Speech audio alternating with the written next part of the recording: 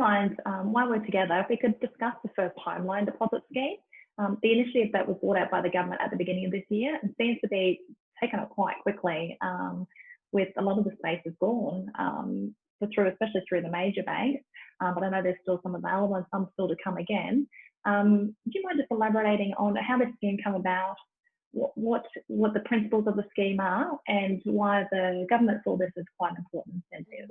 But can I say that is going to be particularly important as we start to look at how we're going to kickstart the housing sector.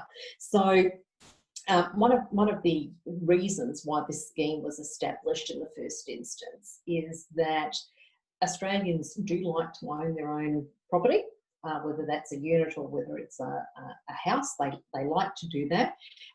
Prices have escalated, none more so, quite frankly, than inner city Sydney, and followed closely by Melbourne, although there's variations from time to time across the capital cities. It's very hard for young people in particular to put together that deposit for their first home. So we as a government wanted to provide a level of support to them so that people could buy, young people in particular, could buy their first home. So it was actually a loan guarantee effectively. So the money that was available was going to be underwritten by one of the government agents. So that's all just going to be so important as we come out of this. So I would encourage people to obviously be aware of their own finances, but look at the housing market now. There are some opportunities for them to enter the market here on the Gold Coast, and I'm definitely not a real estate agent at all, but there are opportunities that are here, and with access to the federal government's first home buyers scheme, it's going to make that first step a little bit easier for people. Can you see, is the scheme still viable going through this now, or that it's still going to continue on as originally planned? The plans are to still continue it on.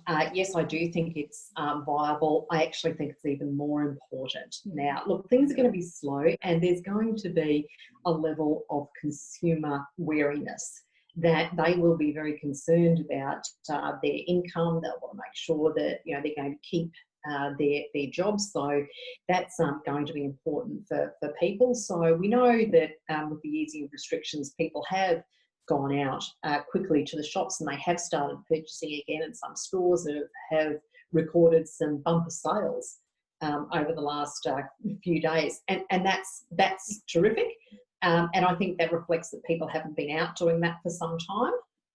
But I think there will be a degree of caution of people as to how they spend their money. And of course, we would always say make sure that you get good financial advice before you do things. And if you're going to be purchasing a home, it is probably going to be your single biggest investment. So look closely at it. And I was actually just thinking before, as we were talking about the first home buyers scheme, it is now quite some time since I bought my first home.